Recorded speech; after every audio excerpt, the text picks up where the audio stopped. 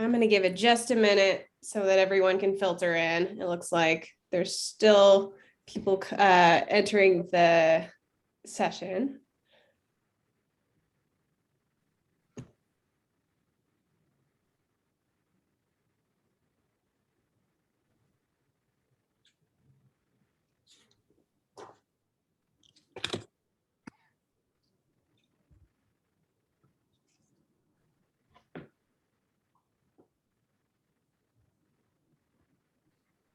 All right, it looks like it's slowed down a little bit. Hello, everyone. I'm Kelly Gross. I am a specialist in male infertility and sexual medicine at the University of Utah.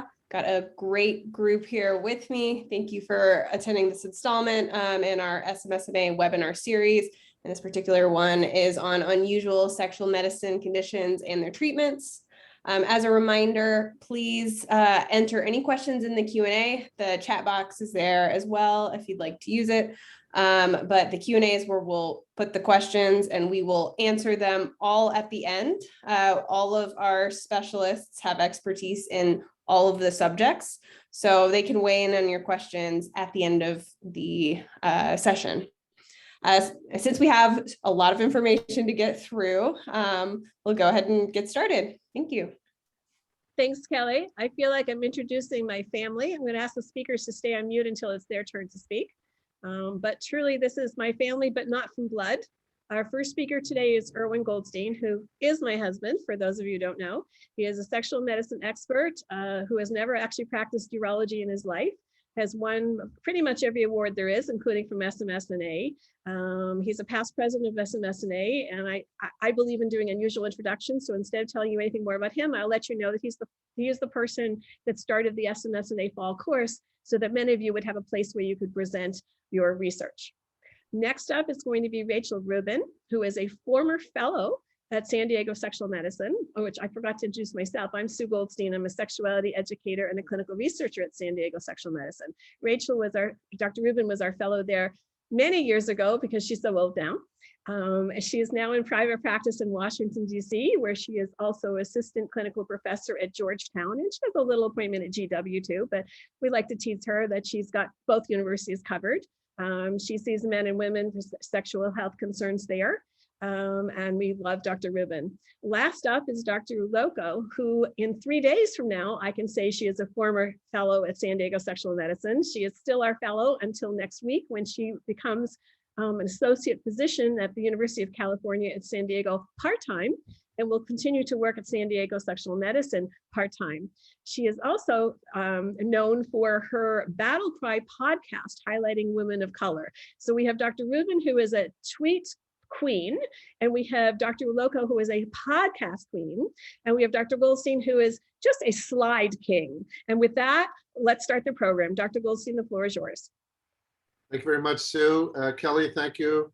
Thank you, SMSNA, for this privilege and honor. Unusual sexual medicine conditions are more common than people think. And I think it's time that SMSNA devoted some effort to their understanding. I think in usual, we deal with things that are based on erections and premature ejaculation and Peyronie's disease. And I think it's time we go out of the box. The title here is called Genitopelvic Dysesthesia. So a dysesthesia is an unusual, unwanted, persistent, bothersome, distressing condition of unusual feelings. So unusual feelings, the classic one is arousal, in which case it has the term persistent genital arousal disorder, or PGAD. But it could also be engorgement, throbbing, buzzing, burning, twitching, itching, electric shocks, broken glass. It's anything that's an unusual feeling. So maybe in the chat box or somewhere in the Q&A, it would be very cool if the participants could actually say, I've actually seen somebody with this weird genitopelvic dysesthesia or persistent genital arousal disorder, just to get a sense of those who are participating. How many have ever experienced a distressed patient with this condition? So I want to point out, these are 5 examples of people, men with unusual genitopelvic dysesthesias, or the version of dysesthesia that's arousal. And the first one, I'm going to point to it, is severe sexual pain or penile pain during every erection for masturbation. This is a young person who, turning puberty, decided to masturbate appropriately, but every time he had an erection for masturbation would scream with pain. He got to the point where he couldn't masturbate and eventually made his way to where we could figure out the problem. Next person has what are called SRPEs, sleep-related prolonged erections.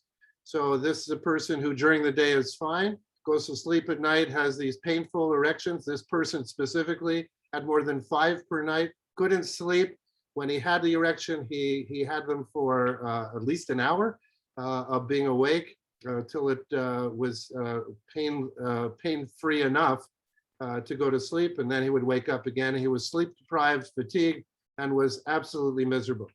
The third person had unwanted persistent genital arousal.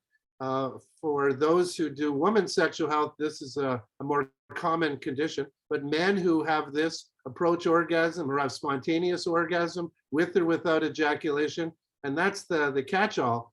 Getting your pants wet unwanted in a spontaneous way is a disaster. And the 3 yellows are examples I'm going to show you. I only have 10 minutes, so I can't show you everything. The fourth person is severe pain, electric shocks in the penis. Didn't matter if it was erect, it was flaccid erect. Also had these pains in the perineum, around the rectum and bladder. And the fifth patient had burning, stabbing, swollen, achy scrotal pain, unresponsive to countless therapies, including denervation testicular surgery. Hypersensitive ejaculation pain. When he ejaculated, he was screaming in pain, and even had unwanted spontaneous ejaculation. What is common about all these 5 people? They all have their pathology in the exact same place. They all have their condition completely successfully managed with greater than 1 year follow-up. We have patients even going back to 2017, which makes it a 4-year follow of resolved unusual sexual dysfunction. So what I want to share with you, this is weird stuff, but all treatable and all understandable in the pathophysiology. So here's the homunculus. I know you know this. I'm going to point to the tongue, this purple line. If you touch your tongue with your finger or whatever, and you do a functional magnetic resonance imaging study, you're going to light up in this part of the somatosensory cortex. You can touch your thumb, you touch your forearm, you're going to light up in these parts of your somatosensory cortex. Anything that is processed from sensory information that involves the sacrum. So the sacrum has 3 nerves in it, the sciatic, the pelvic, and the pudendal. It's L4 to S3. There's an S2, S3 commonality between the pelvic nerves, S2, S4. This is a visceral afferent nerve. These are somatic nerves. The pudendal is S2 to S4. These 3 nerves are all processed in this region of the somatosensory cortex. This is called the paracentral lobule. And if you look at this slide here, you can see how the 3 nerves braid as individual nerves until they go through the foramina at S2 and S3. That's the common where these 3 nerves join. They braid, they get to a dorsal root ganglion, and they become sacral spinal nerve roots, SSNR. Now, PGAD or GPD, these unusual conditions, they're in the regions of the sacral roots. So that's pudendal, pelvic, and sciatic. And the various dysesthesias are arousal or itching, buzzing, burning, twitching, all that sort of stuff. They are all represented in the paracentral lobule, and they are all different manifestations of the pelvic, pudendal, and sciatic nerve. Now, if you take any one of these 5 people and put them in a functional magnetic resonance imaging study, the thing that's common among all 3 is in the paracentral lobule, you'll see this spontaneous, intense, unwanted genitopelvic sensory activity. So the person with sleep-related prolonged erections, the person with severe penile pain during masturbation, the person with unwanted arousal, electric shocks, or achy scrotal stuff, unwanted ejaculation, ejaculatory pain, they will all light up in the paracentral lobule, because the paracentral lobule is where sensory information is processed from the sacral region. Now, someone who is in an fMRI and said, gee, just touch my genital, it'll light up as this. Now, if you look at the intensity, red is sort of low in intensity, versus white, which is high in intensity, and the volume of intensity is far greater in the unwanted thing. The key to this slide is this is what's common in all the unwanted, unusual sexual dysfunction. Now they come from one of 5 regions. We're going to go over this now. You can have a region where it's the penis, genital, scrotum, rectum, bladder, urethra is the primary driver of the trigger. Or it's the roads that lead to the pelvis or perineum. So basically the pudendal nerve, the pelvic nerve, or region 3.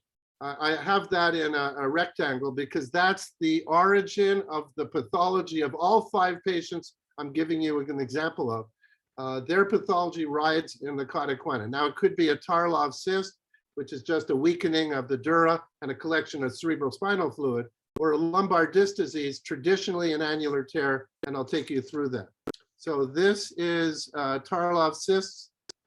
This is the cauda equina, so it's S2, 3, 4. You either have the pathology at the root, the Tarlov cyst, or you have it as an annular tear somewhere in the lumbar area. That's irritating the sacral nerve root called a radiculopathy. That's sending unwanted information to the paracentral lobule, which is giving these people these unwanted sexual dysfunction. I hope I'm not going too fast. I hope you're following some of this. But the common issue with all of these people were cauda equina pathologies leading to these unusual sexual dysfunctions. Why is this important? Because you can't examine the cauda equina. You can examine the penis, you can examine the scrotum, you can examine the perineum, you can examine the bladder, you can look at it, put your finger in the rectum, you can examine a prostate, but you can't examine the cauda equina. So it's a hidden place. And the way you find it is basically through the following. So we do neurogenital testing. You take the genital area and you do A beta testing, which is vibration, A delta testing, which is cold, C fibers, which is hot. You have machines that do all this stuff. We then, so that's pudendal innervation. This is sacral dermatoma sciatic. You put the person on their stomach, so it's prone position. You do their buttocks, thighs, and calves with a vibration perception test.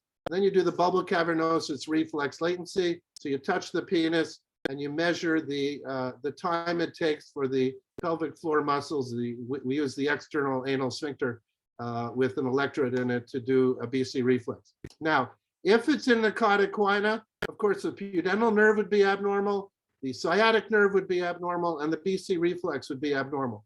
Now, if it's region 1 or 2, then of course the sciatic testing, the non-genital sacral dermatome testing, that'll be normal. If it's in region 5 in the brain, the BC reflex doesn't make it to the brain. It uses the synapse at the conus medullaris. So that test would be normal if it's above the conus medullaris. So neurogenital testing, simple, non-invasive, gives us a clue as to what's happening. The final test, once you have the MRI, once you rule out pathology in region 1 and 2, once you do the neurogenital testing, is called TFESI. If it's in the lumbar area or if it's in the sacral area, we call it a caudal epidural. You do a focal, low volume injection at the site of the pathology to see if there's clinically significant symptom reduction. If you do have that, you have the clue that surgical intervention here would be the thing that works. So I'm going to take you through 3 cases. Hopefully you've seen some of these people. Young kid who's at the beginning of his sexual life starts to masturbate, but gets extreme penile pain when he starts sexual arousal. Nothing in the flaccid state, but during arousal only. It's so severe that he rarely proceeds to orgasm or ejaculation. At age 21, after 7 years of getting runarounds by people not even listening or don't knowing what to do, he ends up in San Diego. We rule out regions 1 and regions 2. So if he has pain in his penis, which he had, you numb the penis. You numb the penis and he still has pain, it's upstream. If you touch his pudendal nerve and he jumps, you numb the pudendal nerve. In Alcock's canal, wherever it is, you numb it and to see if the symptoms go away. So it's called anesthesia testing of the region. Then you do the neurogenital testing we talked about. The sacral MRI in this case shows the Tarlov cyst, the weakness in the dura in the sacral area, and the caudal epidural that he had showed decreased pain symptoms during arousal. So it was the first time, literally, since he was age 14, that during sexual arousal, he didn't have pain. Now, if you look in this picture over here, you'll see how the Tarlov cyst interferes with and disrupts and displaces and irritates the sacral nerve root. That sacral nerve root, if it's S3, consists of contributions from the sciatic nerve, the pelvic nerve, the pudendal nerve. You get all these weird symptoms. Symptoms of pain, symptoms of in the rectum, symptoms in the bladder, symptoms in the prostate, symptoms in the urethra. That's because of those three nerves. Anyways, we hypothesized the Tarlov cyst was the cause. We did a repair on him. We published this case in 2017. I spoke with the guy a few months ago. He's still happy as a lark. Next case, 53-year-old person, sleep-related prolonged erection. It's not an uncommon presentation. SRPEs. They're fine during the day. At night, they get these horrible erections. They wake him up. He has discomfort. SRPEs 7 out of 7 nights. He never has a break. He's up for over an hour when he wakes up. We ruled out region 1 and region 2. We numbed everything. He still had the condition. Neurogenital tests were abnormal. The MRI showed an annular tear. You can see the HIZ. It's called high intensity zone. It's irritating the dura. You can see here a normal epidural space, and the one next to it is showing an irritated and mechanically impinged by the fluid that escapes from the nucleus pulposus into the epidural space. We hypothesized the sleep-related erections were produced by the annular tear. That's because his TFESI with steroids, he slept through the night, which was amazing. And now he is surgically cured with 10-month follow-up. Here's the next one, a lacrosse player, my favorite sport. My son was a major lacrosse player. So he hurt his back by playing lacrosse. He had bothersome, distressing arousal. He squeezed his pelvic floor to stop the orgasm, persistent genital arousal, even without an erection. Masturbation to orgasm to get rid of the symptoms. CNS medications reduce his symptoms, but they had bad side effects. He had bad back pain. He discussed suicide with his mom. Came to San Diego, we numbed his penis, he still had pain. We numbed his pudendal nerve, still had pain. Neurogenital testing, all abnormal. MRI shows the annular tear, you can see it right there. Transforaminal epidural injection, clinically significant reduction. We hypothesized this was from the tear. We did his surgery, and he's now much better. He's now 4 years out. This is a picture of the actual surgery. All right, we're getting started. Gowning up. I just scrub my hands like you wouldn't believe, like the outer layer of my epidermis is off. Can I have the little dilator? We call it the skinny. And I'm using a combination of anatomic technique, intraoperative imaging, and the force, Luke, the force. All right, I've got the needle in safely. Now I'm going to inject the blue dye because it's pretty. Shot and safe. There it goes. It's going in. I'm waiting for it to leak out the back. Shot and save. It already leaked out a little bit. Shot and save. Shot and save. There it is. There's a shadow along the back posterior vertebral body line. And you have an annular tear in the front too. Shot and save. But the one in the back is a little bit bigger than on the MRI. It's bulging out. Shot and save. It's good right there. All right, so I have the disc exposed and I'm groping it, if you will. And look how incompetent it is already. That should be like a really firm hockey puck. And you can tell there's going to be an empty defect right underneath there. Look at how injected and inflamed it is.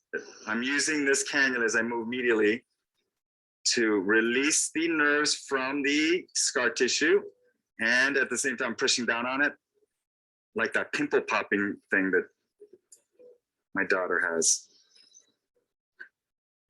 All right, so now I'm exposing what we call the Mikey fragment. It's almost like a little poop that you see it coming out right there. Look at that. Heel. See all these little loose pieces?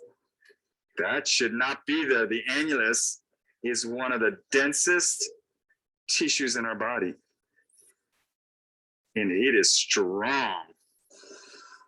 Curly Q too, Terry. There's one more big piece right there.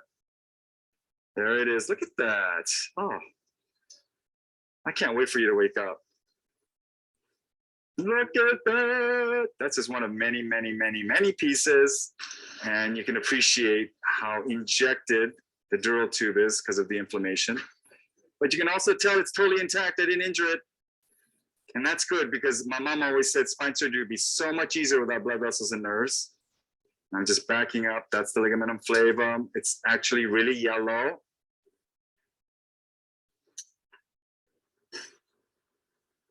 Alrighty, all done. We're taking out the endoscope. Look how small that is. It's got 3 channels. That's the cannula. It's basically the size of my pen. All right, my favorite part of the case, putting on the Band-Aid, and we get to go home. Well, not me, but you do. So, best wish. Okay, so that's called LESS, lumbar endoscopic spine surgery. This is outpatient spine surgery. No scalpel is used. Totally amazing. We've done 100 cases in the years I've been in San Diego. So in summary, PGAD, GPD, these unusual sexual dysfunctions, they're diverse, biopsychosocial. We're identifying that this is due to unwanted activity in the paracentral lobule of the somatosensory cortex that processes information from the sacrum. That's urology, sacrum. A process of care diagnostic treatment algorithm has been developed where you test the various regions and organ, region 1, pelvis perineum, region 2, cauda equina, region 3, spinal cord and brain 4 and 5. LES surgery has a high degree of success in these wide, diverse patients with cauda equina radiculopathy. We didn't talk about psychological treatments. They're very critical. These people are on the verge of suicide, almost all cases. And pharmaceutical interventions can be used to get them to a non-suicidal place prior to surgery. Thank you so much for listening. I hope this ridiculously quick talk was meaningful. Thank you. All right, I think that means it's my turn. Let me see if I can. Can I kick him off the screen share? Hi, everybody. Do you see my screen okay? Sue, can you give me a thumbs up? Perfect. Hi, everybody. I'm Dr. Rachel Rubin. I am a forever fellow of Dr. Goldstein. I learn every time he speaks. If you didn't love that talk, you weren't listening. It is so incredible watching science change and evolve live in front of your faces. I mean, what we know now about this condition that he just explained from when I was a fellow, when we did that very first surgery for that 17-year-old, it's just unbelievable that now there's been 100 surgeries since. And I remember those patients, I saw them in my clinic. It's just incredible. So a little bit less understood, or maybe not as well understood, I'm going to present for a few minutes on what we know today about post-orgasmic illness syndrome and how much work we have to do in this space. Of course, at Dr. Rachel Rubin, if you like Twitter information, I'd love to share your stuff. These are my disclosures. So I thought I was real hot stuff when I got out of my fellowship because I knew what post-orgasmic illness syndrome was, right? It wasn't just about erections and Peyronie's disease, but here I could handle the PGAD, I could handle the POIS and the PFS and all these acronyms. But in reality, these patients would come to see me and Goldstein would say, oh, Rubin's on the East Coast, go see her. Or Hellstrom would say, Rubin's up north, go see her. And they would send these patients to me. And it wasn't enough that I knew what they were. It wasn't enough that I could, it was a lot to validate these patients and say, yes, what you have is real. But these patients would travel and they want answers. Oh my gosh, they want to know what they can do. They want treatments. And so it's really a challenging patient population. And you have to be able to try different things. And I learned this from Dr. Goldstein. You have to treat people like family, and you have to be willing to try different things and work with your patients because they're going to help you expand the science of these conditions. And the only reason we know anything about PGAD and GPD is because of the patients. The patients banded together and crowdsourced treatment options, and Dr. Goldstein listened and has been working with them and found Dr. Kim. So I'm going to present to you how these patients presented to me. And these conditions are not rare, and they can be, Dr. Goldstein, if you go on mute, because I don't want you to sneeze on camera or something. So these patients are not rare, and it is life altering what happens to this. So this was a 17-year-old who came to see me. They called Dr. Hellstrom and he said, go see Rubin, you live closer to her. And as an 8th grader, the first time he masturbated, I thought everything went well, but then he noticed he got tired at sports practice. After that, it got increasingly worse. He got anxiety, brain fog, which all slowly increased. His symptoms start immediately after orgasm and last about 6 to 7 days. He reports fatigue, this is all his words, brain fog, concentration problems, anxiety, heart palpitations, runny nose, itchy eyes, face gets flushed, hair gets really thin and feels different. And his symptoms, they're a little less with nocturnal emissions, and they don't last as long, but they're still there. When he got to me, he had tried Zoloft, which gave him a decreased nocturnal emission and a decreased interest in masturbation. And he tried over-the-counter Zyrtec, which didn't work. Why is this important? Because this 17-year-old can't avoid nocturnal emissions, and he was the star player of his sports team, and he can't now get a college scholarship because he doesn't want to play sports anymore, because if he has a nocturnal emission, he has to miss the big game and let down all of his teammates, right? This is a big deal. This is going to affect his entire college education. Not only that, he said, Dr. Rubin, all I can think about is my future. Am I going to be able to have a girlfriend? Am I going to be able to have kids one day? Am I going to be able to have a relationship? Is this how I have to spend the rest of my life? What am I supposed to do on the other end of that? What can I just say? Sorry, we know what POIS is, but there's nothing we can do to help you. Another patient came to me, a 24-year-old kid, and I've seen 8 patients. I checked. I've seen 8 patients in my 4 years with POIS. His symptoms started at age 14 after puberty. After orgasm, he feels completely drained, and for days he has symptoms. He says the lights are too painful. His eyes feel red. He gets amplified eye floaters. If he has 2 orgasms in a week, the symptoms stack on top of each other, and he feels sicker. He feels it in his sinuses, his eyes, and his head area. And if he wakes up early, his symptoms are worse and can cause some stomach issues. It's been really difficult for him for relationships, and his symptoms also occur with nocturnal emissions. So what was cool is this patient in particular, he enjoys trying different things and doing the research, and he always gets back to me with what is helping him. And so I have learned more from him than he has from me. And I just want to tell you what his correspondence with me is the most recent. He said, I just want to update you on week 2 of taking 150 milligrams of bupropion. I recently had an orgasm to test if the Wellbutrin was the main thing stopping his POIS symptoms now. He said he took Sudafed, Dramamine, and Tylenol before, but did not wait an hour before his orgasm. The only way they are effective if he waits an entire hour before he orgasms. With a little over 2 weeks of taking the Wellbutrin, I think it's safe to say, Jess, that the Wellbutrin alone doesn't stop my POIS. And who knows, maybe further down the road it could, but I definitely felt more fatigue and headache and felt the symptoms more. And he said, yesterday I went back to my other strategy of taking Sudafed, Dramamine, and Tylenol, waiting an hour, and then having an orgasm. This still seems like the best treatment I've been able to find for POIS. So he says the Wellbutrin 100% makes it easier for him to get and keep an erection. It also helps his overall mood, but the combo of Sudafed, Dramamine, and Tylenol is what has the major wave of his POIS symptoms. So that's pretty cool. I wanted to share that with you because for him, getting on these antihistamines and the type and the timing was really important for this kid. Now, it's very hard to get POIS patients to try new things because they're all terrified of having these symptoms because it affects their work, it affects their school, and so they hate having orgasms. The only reason we know anything about POIS is because of Dr. Marcel Waldinger, who I did not know very well. I briefly met him at this last meeting that they all got together to write this consensus paper on PGAD, and I'm sure Dr. Goldstein can speak greatly on his behalf. And Dr. Waldinger is the king of orgasm. He did all of our research on premature ejaculation, and he was the guy who knows everything about POIS. He unfortunately died suddenly in the last couple of years, and it is a huge loss for our community, and we must take on his work and expand our knowledge of this devastating condition. So he first wrote about POIS, this was in 2002, and he described 2 cases of 2 patients with these symptoms.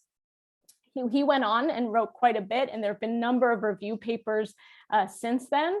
In fact, if we look at a review paper that he wrote himself that basically just quoted all of his work, during this review paper, he really describes as there's 5 preliminary criteria. The first one is 1 or more of the following symptoms: sensation of a flu-like state, extreme fatigue or exhaustion, weakness of musculature, feverishness or perspiration, mood disturbance, irritability, memory difficulties, concentration problems, incoherent speech, congestion of the nose or water watery nose, itching eyes. There's criterium 2, that all symptoms occur immediately, soon, or within a few hours after ejaculation or masturbation, either or during sleep. Symptoms occur always or nearly always, 90% of the time during all ejaculation events. Most of these symptoms last for about 2 to 7 days, and the symptoms disappear spontaneously. He also separated out into clusters, that there was a general cluster, a flu-like cluster, a head cluster, eye cluster, nose cluster, throat cluster, and muscle cluster. And he did he went pretty far, and he had 33 of these men get skin prick testing they took the semen, they watered it down, they put it, they did allergy testing, and 88% had a positive skin prick test with their own semen. And none had the reaction to a placebo skin prick. But what they also said was that they didn't do this on age-matched controls of people who did not have POIS. And it's kind of confusing, because if this is an allergic reaction, you don't see any allergy, you don't see the penis swell up, you don't see redness, you don't see a rash, you don't see anaphylaxis happen in these patients. And these patients' IgEs were normal. So we still have a long way to go to fully understand what is happening to these guys who have this condition. Now, a group in China came out in 2015 and said, nah, Waldinger didn't know what he was talking about. It's not an allergy response. It seems more like an opioid withdrawal. It seems like all the symptoms people would have if this were an endogenous opioid withdrawal, and acts on the mu opioid receptors. There's not too much evidence behind this, but I have had patients with significant improvement with an opioid. Now, I don't want to go out and give everybody opioids all the time. That doesn't seem like a good answer, but actually the combo, could be helpful. But can these experiences help us better understand, what is happening to our patients? Now, the wonderful Caleb Natali, who is one of Dr. Hellstrom's residents right now, just wrote a wonderful paper where he went to the message boards. He went to where the patients are, and there's thousands of them. And he really is trying to understand more and went through all of these symptoms and these clusters with the patients to really get a sense of what is happening. And he's currently developing a questionnaire that we may be able to use in our office to really try to better categorize these patients with POIS. But just categorizing them, just having the patient say, gosh, I understand this, I know about this, I've heard about this, it's not enough. And so I've developed some tools in my toolbox, which may be helpful to you if you see one patient every 5 years. I've gotten the patients to experiment more with histamine blockers like Sudafed. I have a patient who takes buckets of Claritin, and these are things that have been helpful for my patients. I would say I often send them to allergy so that I can work with the allergist, because I don't know that much about antihistamines, but I am trying to learn more. We certainly could have effect and improvements with mu receptor agonists, or even maybe antagonists may be helpful. And as you saw with that patient, some dopamine agonists like bupropion may be able to help as well. Well, I'm very lucky because I have wonderful colleagues, and Amy Perlman and Dr. Rahim and Dr. Faust, who's a basic scientist, and a couple of amazing medical students and researchers. We have started to do Zoom calls late at night after our kids go to bed and our doggies go to bed and our friends go to bed, and said, what the heck is going on in these guys? And so this is what it's going to take. It's going to take champions getting together. I learned this from Dr. Goldstein, that you find the specialists that you need and you get everyone in a room together and you figure out what the hell is going on. Because when urologists stink at something, it's not our organ. We're good at stuff. We're good at dealing with erectile dysfunction. When we stink at these kind of condition, it means it's not our problem. So our next phase is to add Dr. Goldstein and Dr. Hellstrom, to add everybody and to bring in immunologists and allergists, and to really try to expand this research and say, what is next? If we were all seeing 8 patients every 4 years, can we do some kind of trial? Can we really try to figure out what's going on with these issues? So I'm happy to answer any questions. This is my email address. If you want to be a champion with us late at night on Zoom, we'd love to have you. And that's all I've got.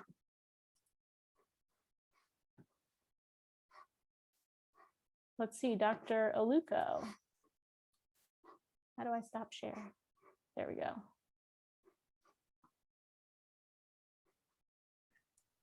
Hello. Hi. Oh my gosh. Thank you, Dr. Goldstein and Dr. Rubin, for such excellent presentations. My name is Dr. Marie Loco. I am currently a comprehensive sexual medicine fellow at San Diego Sexual Medicine. And today I will be discussing drug-induced sexual dysfunction. I have no disclosures. So today's objective, we're going to go over the most common causes of drug-induced sexual dysfunction, including PFS, post-SSRI sexual dysfunction, and oral contraception use. So we're going to start off with post-finasteride syndrome. This is a syndrome that's defined as persistent or irreversible adverse effects that happen or continue after discontinuation of the drug. Symptoms include persistent ED, loss of libido, decreased ejaculate volume, penile shrinkage, cognitive impairment, psychiatric symptoms, including depression, suicidality, and anxiety. The incidence of PFS is largely unknown. It was well established through multiple randomized controlled clinical trials that the medication was associated with adverse sexual side effects such as low libido, erectile dysfunction, and ejaculatory disorders. The studies generally concluded, though, that the incidence of sexual side effects were small, about 1%, and these effects went away over time with or without continuation of finasteride. The only double-blind randomized control trial to report persistent sexual side effects was the ProSCAR long-term efficacy and safety study, which was the PLUS trial, where they looked at about 3,000 men who had a history of BPH taking finasteride. They were able to demonstrate that about 50% of the finasteride users that experienced sexual side effects noted no resolution after discontinuation, but coincidentally, the 41% of the placebo group that noted sexual dysfunction also reported no resolution of sexual side effects at the completion of the study. The authors attributed these findings to the natural history of sexual dysfunction in this patient population. And that's been really the biggest confounding factor for most patients coming in with post-finasteride syndrome, because we're using it in older patients in the urology world, but in the dermatology world and primary care world, they're using it for androgenic alopecia. What is 5-alpha? What is finasteride? So finasteride is a 5-alpha reductase inhibitor, which are a class of anti-androgenic drugs that were FDA approved for the use in the treatment of BPH and androgenic alopecia. Currently, 2 types of 5-alpha reductase are used clinically, dutasteride and finasteride, but other drugs with anti-androgen effects such as minoxidil, saw palmetto, and several other anti-hirsutism drugs are present and also can present with post-finasteride syndrome. Post-finasteride can also be used in the treatment, finasteride can also be used in the treatment of hyperandrogenism, such as hirsutism, and then also in transgender women in combination with estrogen for its anti-androgen properties. Finasteride's mechanism of action, it's a competitive inhibitor of type 2 and 3 5-alpha reductase isozymes. This results in inhibition of testosterone conversion to dihydrotestosterone or DHT. Finasteride has minimal selectivity for the type 1 5-alpha reductase. In comparison, dutasteride inhibits all 3 5-alpha reductase isozymes, which makes its anti-androgen effects more potent. The type 5 alpha reductase isomers are present in sebaceous glands, sweat glands, dermal, epidermal, and follicular cells, hair follicles, the epididymis, vas deferens, seminal vesicles, and the prostate. Research has shown that finasteride reduces DHT levels by upwards of 90% and serum DHT levels upwards of 70%. In comparison, dutasteride causes 99% reduction in serum DHT levels. It's been postulated that discontinuation of finasteride within 14 days, your DHT levels should return back to normal, and that also in the androgenic alopecia group, once you discontinue the finasteride, that will then start the hair loss cycle again. So what is post-finasteride syndrome and why does it matter? So in those, even though it's been postulated that testosterone and DHT does return back to normal, there are a certain group of people that have taken finasteride and have had persistent sexual side effects. So why is there a connection between anti-androgens and sexual health? To date, there has been the existence and biological basis of PFS has been questioned, with some positing a functional or psychogenic etiology, but we know that 5-alpha reductase affects androgens, neurosteroids, and possibly androgen receptors. And androgens are critical for the development, growth, and maintenance of penile erectile tissue. It maintains peripheral autonomic and sensory structures. It regulates expression of nitric oxide, which then helps with erection quality, and then it also stimulates the stem cells to differentiate into smooth muscle instead of adipocytes. And then there have also been studies that have shown that neurosteroids are significantly lower in the CNS in patients that have taken PFS or that have taken either Propecia or any sort of 5-alpha reductase inhibitor, which can potentially explains why a lot of them will have either cognitive or psychiatric effects. In animal models, androgen deprivation has been studied, and animal models showed that the animals that had low androgens had penile tissue atrophy, autonomic and sensory nerve alterations, endothelial changes, reduction in smooth muscle concentration, and then increased deposition of extracellular matrix or scar tissue. PFS is a very difficult difficult condition to treat due to its myriad of symptoms and often emotional complexity of patients. So like everything we learned from our mentor, Dr. Goldstein, we learned that anytime you're treating any sort of sexual dysfunction, a biopsychosocial approach is important. The first thing is stopping any sort of anti-androgen medications is very important.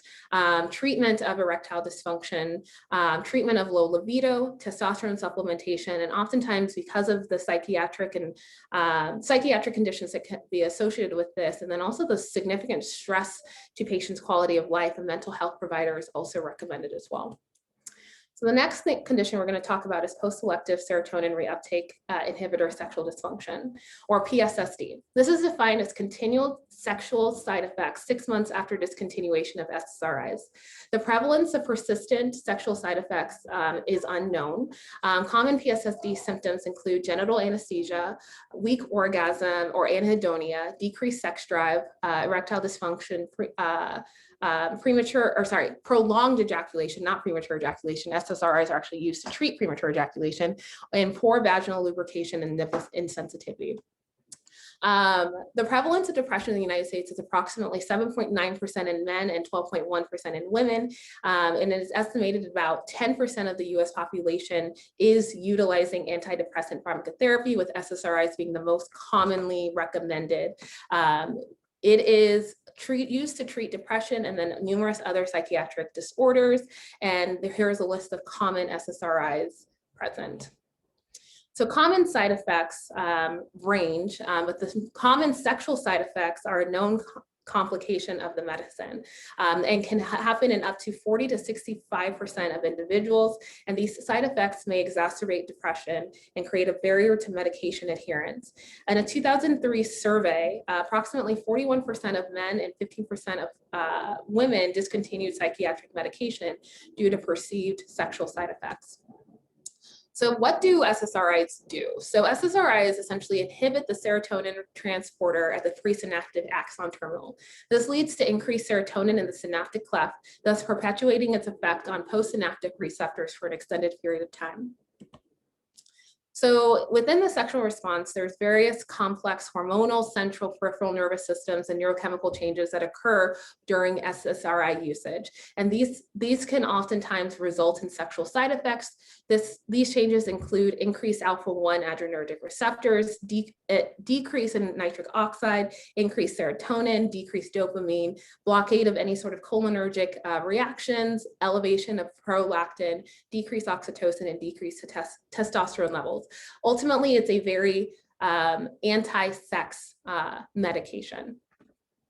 So whenever doing a diagnosis with a medication that's very commonly prescribed, the biggest thing that you want to do is make sure that you're ruling out any other causes of potential sexual side effects. And I think one thing I did not mention is that PSSD can also only be diagnosed at least 6 months after discontinuation of medication. So you want to get a really detailed history, including medical, surgical, social, and sexual history, medication history, labs, physical exam. Ultimately, you're trying to rule out if there's any other potential cause for the sexual dysfunction. And treatment is there's still really no definitive treatment for PSSD. If possible, starting with a switch to any antidepressant that increases dopamine, or the use of paroxetine has also been shown to have the least sexual side effects. In terms of the biopsychosocial approach to this, mental health assessment and sex therapy are also really important. Because use of SSRIs decreases dopamine, you want things that are going to increase dopamine because it's pro-sex. And so using antidepressants that are pro-sex, like Buspar, trazodone, or mirtazapine, also using dopamine agonists like cabergoline, Addyi, and Vyleesi have also been helpful to not only improve libido, but also improve orgasm potential. And then treatment of any and all concurrent erectile dysfunction, and then any treatment of any hypogonadism as well.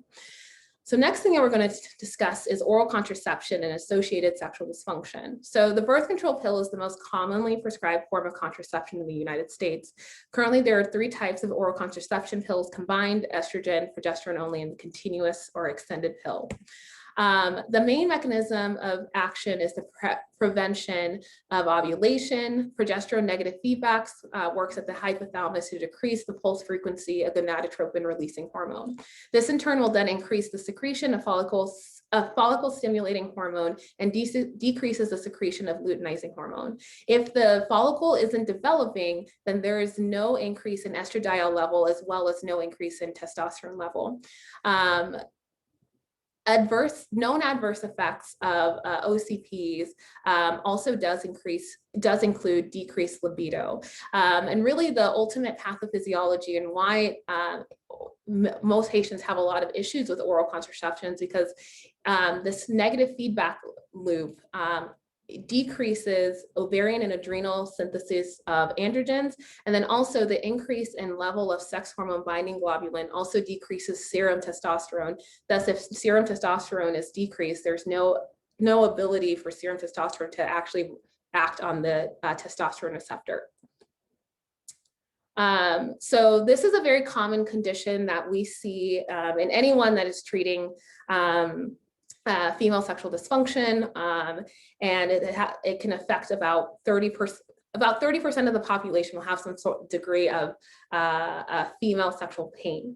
And one of the biggest culprits for what we call hormonally mediated provoked vestibulodynia is oral contraception. So these patients will present with diffuse vestibular tenderness of the entire vestibule, pain with penetration. They can also have itching, burning, kind of feels like sandpaper. On exam, oftentimes the ostia of the vestibule is really red and erythematous. Also, diffuse pallor is also noted to be seen. Well, if you do labs on these patients, you'll notice that they have low total testosterone, DHT, or low free T. And oftentimes in patients that have been on hormonal contraceptions, we also notice that they have elevated sex hormone binding globulin, which then results in that low testosterone. So treatment for a hormonally mediated provoked vestibulodynia is to stop any and all hormonal contraceptions and start long-acting reversible contraceptions that do not affect SHGB production. And then the biggest thing is replacing systemic testosterone. So you're going to not only treat the tissue locally, but you're also going to give systemic testosterone that it should be taken once a day, as well as the treating locally with compounded ET cream or estradiol testosterone cream. Typically, patients are expected to see results within 6 weeks, and then about 50% will have improvement within 12 weeks.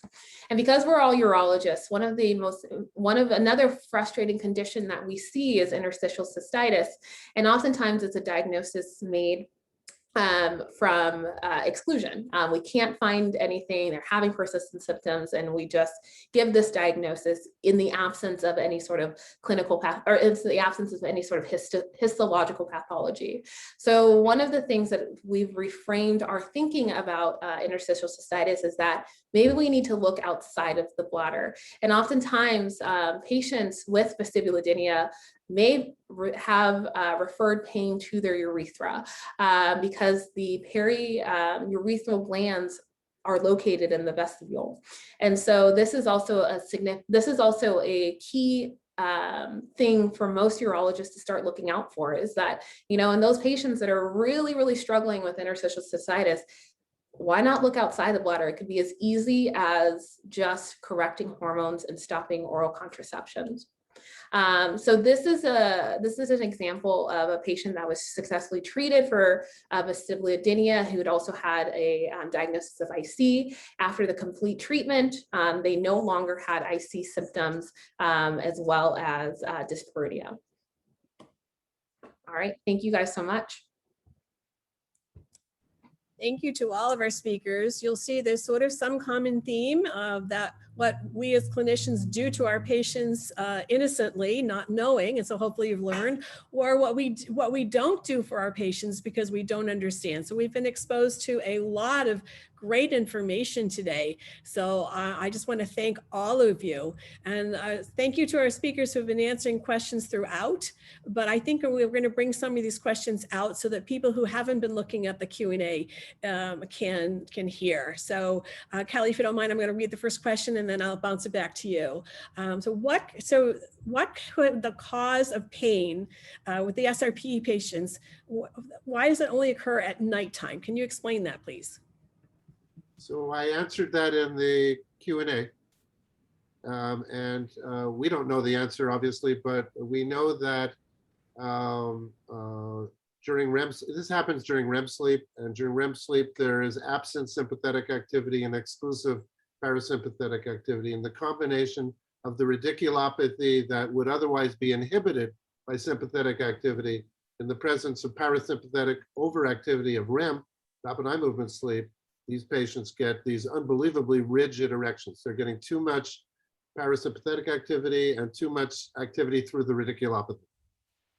So this is so common, Dr. Goldstein. I have a veteran that I go to the VA on Wednesdays, and I have one, he has this, and his back is totally screwed up, and we've seen the MRIs, and I can't get anyone to give a damn about it. And so it is so challenging. Obviously this is new data coming out, but what's your advice for not everybody who has a Chol Kim on speed dial? So when I grew up, like you were maybe younger than you, we were given ketoconazole for all these patients. We were giving them Lupron, anything to prevent them from having nocturnal erections. And this was a disaster. The androgen deprivation that we were causing made them far worse than the condition that they were having. Listen, this is new for all of us. It's new for us. I had a patient that I share with the doctor from Ohio. I think he's actually in the attendee list. I won't mention names just to keep everybody happy. But he ended up doing a penile implant in this guy with SRPEs. And despite the penile implant, he was having erections with the penile implant. He was worse with the penile implant. So another evidence of, phantom limb that, this isn't about the corpus cavernosum in all patients. And it's not about the spine in all patients. I mean, it's just another example that you have to go through the various regions to figure this out. Okay, and then the next questions, I think we can combine these two because it's both on incidence and prevalence rates. So for post-finasteride syndrome and then PSSD, what would you say roughly? I think we're talking about it, but a little more in depth. Well, that's the hard part, is that there isn't, as of right now, when they did the clinical trials, they reported less than 1% of patients have persistent. They reported that less than 1% of patients had any side effects, and then they also reported that it went away. And one of the hard parts is that a lot of the people that are being treated with finasteride are in the BPH group, and we know that those are older patients, and so potentially the incidence is a lot higher, but there's a confounding factor that those patients already have some degree of erectile dysfunction. And is it made worse with the medication or after the medication? It's hard to say. And so I think the further where we need to go is looking at the younger patients that are being treated for male pattern baldness and seeing, because they have a lower likelihood of having organic erectile dysfunction at baseline, and then seeing after they take finasteride what happens and what happens from there. So ultimately, the incidence of PFS is low in theory, but we just don't know that number just quite yet. I just want to say one thing to complement Maria's fabulous talk. That 5-alpha reductase is not only used to convert testosterone to dihydrotestosterone. 5-alpha reductase converts androstenedione to dihydroandrostenedione, progesterone to dihydroprogesterone, deoxycorticosterone to dihydrodeoxycorticosterone, corticosterone to dihydrocorticosterone, and aldosterone to dihydroaldosterone. Every one of those events is blocked by finasteride. Every one of them. Every one of these agents goes to make neurosteroids that are participating in the patient's thinking, in the patient's decision-making, executive function. And we are voluntarily making people block all these things with the hope that they're going to shrink their prostate or grow some hair. It's ridiculous. Dr. Goldstein, I have a number of patients who I see obviously with this condition, as you know, and one of their biggest concerns and anxieties come from the fact that it's been years since they stopped the medication and their hair still isn't falling out again. Do you find that there's any correlation between the severity of maybe their DHT has responded, their testosterone is high, but their hair doesn't fall out again? And so there's this constant anxiety of it must still be in my system, because I'm not losing hair. Have you noticed this in your patient population at all? I don't know. I don't know the answer to that. I just know that with HIMSS and KEEPS and Rowan, the number of patients getting on these crazy drugs is exponentially increasing. Despite all the evidence, despite all the discussions, there are dozens of PFS articles out now. And the statement that, oh, this doesn't really exist, that's just nonsense. But Dr. Goldstein, they prescribe Viagra as well, so it's okay. And they prescribe birth control, but they also prescribe Addy, so they've got the cure. No comments. So we have one final question. Does the post-finasteride syndrome occur in both the 1 and 5 milligram doses? And does it occur after a certain length of time of taking it? Maria, that's you. Yes, it can occur in both doses. And then, sorry, what was the second part of that question? And do they have to take it for a certain length of time before people have the negative symptoms? Okay, so this is where it gets a little tricky. Because we'll have patients that come to our clinic with one use. They took the tablet one time and they're convinced that they have post-finasteride syndrome. And then we'll have patients that have been on it for 20 years. And so again, there just needs to be more data and more studies on this. I mean, we just need to get neurologists all together to agree that it exists. And from there, that's when we can start answering these clinical questions. Well, by the way, the drug stays in their system for a month. You take the pill one time and you can record activity against the blockade of 5-alpha reductase for more than a month. So it's maybe one pill, but it's acting over a month. Just wanted you to know that. Do you think we have time for this last question? We have Sure. 2 minutes. So the last question is, are there talks being given at neurosurgery conference about doing surgeries for these things, or radiology conferences? It's been a big challenge finding a surgeon or, radiologists, et cetera, who are interested in these kinds of things and have expertise. So I think it's like every new idea, new concept. We're working very hard to publish evidence-based, long follow-up studies. When that gets in the literature, ideally there'll be more interest in this area. We're at the beginning of this journey. And I think the purpose of presenting it was to get people's thoughts and ideas of a region that affects urology, but the location is not urologic, it's neurologic, it's spinal cord. But the fact is, it definitely does. We all heard of the Cauda-Equina syndrome. You know, in Cauda-Equina syndrome, there's no bowel function, there's no bladder function, and there's no sexual dysfunction. Why is this such a difficult concept? This is just a smaller version of a Cauda-Equina syndrome. Instead of a complete disastrous killing of S2, 3, 4 nerve roots, this is just a mild impingement of some of the nerve roots, giving unusual sexual dysfunction. Not that complicated, actually. So Dr. Goldstein said this is just a smaller version. Well, this webinar is just a smaller version. It's just a taste so that you can all be exposed to things that I think some of you may have not been familiar with in the past. Hopefully you'll attend SMSNA next fall and hear some of the abstracts on some of these topics. And even more hopefully over time, we will learn enough that this will be routinely taught during residencies. But for now, Kelly and I would like to thank you profusely for attending this webinar. It will be recorded and available on the SMSNA website. So thank you. Kelly, any final words? Thank you guys so much for coming. It's been great and super interesting. Thank you to all our speakers. Bye-bye.